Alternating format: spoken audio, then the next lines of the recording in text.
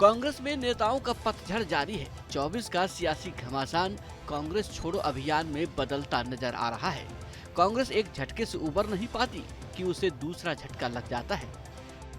4 मई का दिन दिल्ली कांग्रेस के लिए झटका लेकर आया। झटका देने वाले कोई और नहीं बल्कि दिल्ली के कद्दावर कांग्रेसी नेता रहे। सियासी भूकंप का केंद्र कभी दिल्ली प्रदेश अध्यक्ष रहे अरविंदर सिंह लवली थे, जिन्होंने दिल्ली में वोटिंग से ठीक 21 दिन पहले कांग्रेस और आम आदमी पार्टी के लिए सियासी मुश्किलें पैदा कर दी।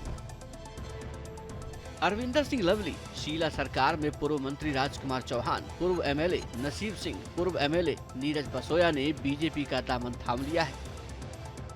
सवाल ये है कि कांग्रेस के बड़े बड़े नेता क्यों पार्टी छोड़कर भाग रहे हैं, तो इसका जवाब खुद इन नेताओं से सुन लीजिए। 18 वर्ष में हमको ये बताया गया था कि इंदिरा जी ने एक भाषण किया था और कहा था कि मेरा खून का कतरा कतरा इस देश के लिए है। और आज अगर हम वापस आए हैं तो इसलिए आए हैं कि हमने भाषण सुना था कतरे कतरे का। आज कांग्रेस पार्टी कतरे कतरे से टुकड़े टुकड़े तक पहुंच गई है। इसलिए जो है हम लोगों ने फैसला किया कि देश के लिए कोई पार्टी अगर लड़ रही है तो हमको घर बैठने की बजाय उस पार्टी में अपना योगदान देना चाहिए। बीजेपी में शामिल होने के बाद अरविंदर सिंह लवली ने बाकायदा बीजेपी के राष्ट्रीय अध्यक्ष जेपी नड्डा से मुलाकात भी की। दिल्ली में अरविंदर सिंह लवली के साथ आने से बीजेपी गदगद है और सभी 7 सीटों पर जीत का दावा कर रही है। हमारे साथ कंधा मिला के आगे बढ़ेंगे और भारतीय जनता पार्टी का जो विकास का कार्य है देश भर में, दिल्ली में, उसको आगे बढ़ाएंगे। बीजेपी में शामिल होने से पहले अरविंदर सिंह लवली ने कांग्रेस दिल्ली अध्यक्ष पद से इस्तीफा दिया था। पार्टी के अध्यक्ष मल्लिकार्जुन खड़गे को एक चिट्ठी भी लिखी थी। चिट्ठी में आम आदमी पार्टी के साथ गठबंधन पर सवाल उठाया था। साथ ही लवली उत्तर पूर्वी दिल्ली से कन्हैया कुमार और उत्तर पश्चिमी दिल्ली से उदित राज को चुनावी मैदान में उतारने के भी खिलाफ थे।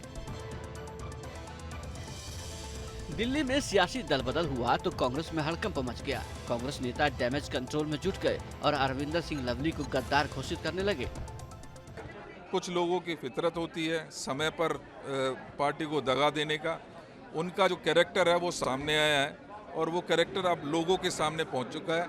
इससे कोई ज़्यादा फर्क पड़ने वाला नहीं है। जब एक लोकतांत्रिक पार्टी के अंदर कुछ गड़बड़ हो जाए उसका मतलब है कि एटलीस्ट कोई विषय पे हम अपनी राय बता सकेंगे, और अगर पार्टी नेतृत्व हमारी राय नहीं माने तो आप या रहिए और काम कीजिए या आपके रास्ता ढूंढ लीजिए। तो कोई लोग ऐसे चले गए। कांग्रेस चाहे कुछ भी कहे, लेकिन ये साफ है कि अरविंदर सिंह लवली और राजकुमार चौहान जैसे नेताओं के बीजेपी में शामिल होने से दिल्ली में कांग्रेस की संभावनाओं को बड़ा झटका लगा है। जहां 2024 में राहुल गांधी पूरे देश में बीजेपी के खिलाफ बिगुल फूके हुए हैं, वहीं दिल्ली में उनके नीचे की जमीन कांग्रेस के नेता और कार्यकर्ता खींच रहे हैं। ऐसे में दिल्ली कांग्रेस में हुआ ये पतझड़ 4 जून को कितना भारी पड़ेगा, ये देखना दिलचस्प होगा। T news nation.